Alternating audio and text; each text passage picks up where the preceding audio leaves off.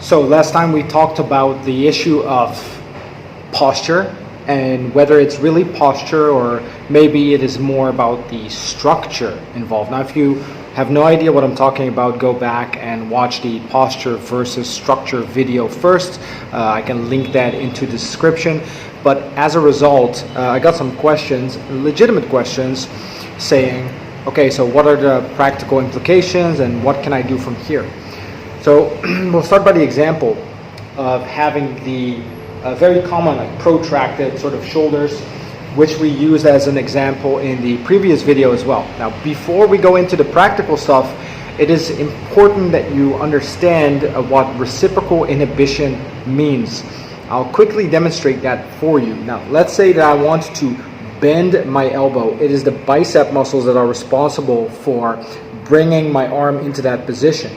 As a result, the muscles on the back with the opposing function, in this case the triceps, have to relax. Otherwise, movement wouldn't be possible. So if both muscles fire at the same time, my arm wouldn't be moving in this direction.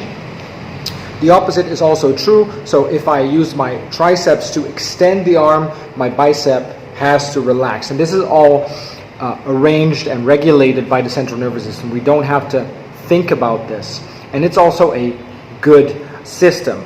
So if we translate that to the actual issue at hand, we would have certain muscles, in this case mostly the front, the pectoral muscles, that initiate that forward position of the shoulder, and we have the rhomboids and the back of the trapezius and so on that are responsible for retraction.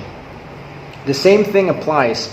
One muscle inhibits the muscles with the opposing function.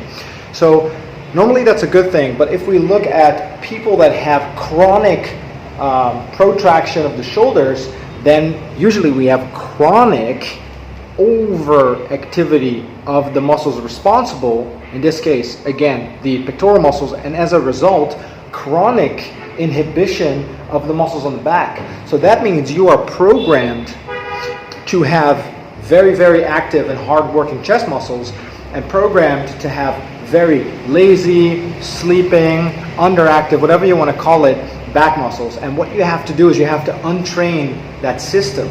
And that's what we mean by the posture versus structure. Again, explained that in the previous video. Now, what is the number one thing you need to start doing? There's 3 steps. 1, we have to make sure that we release any overly active muscles. 2, we have to make sure that they get back to their normal length. 3, we have to restore function of the muscles that have not been doing what they should be doing. So let's start by the first step. If you are one of these people, take 1 or 2 fingers and dig them into the chest over there and see if there's any sensitivity there. Now, in normal situations, there shouldn't be any pain when you press those muscles. So if you kind of dig in that area and you go, ooh, you get the face, there's a little bit of work there to be done.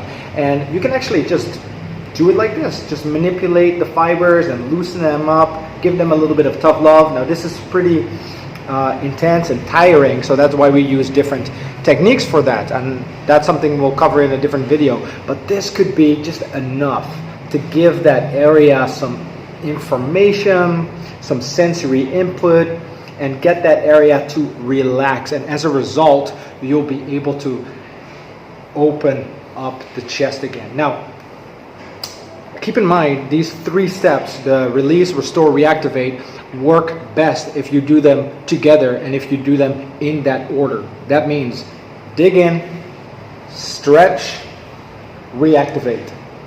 Now, this might not be enough for you if you're dealing with long-term issues, but it could very well be a very good first step. So I hope that helps. Start digging, give yourself some tough love, and I will see you at the next video. We'll go a little bit deeper into this.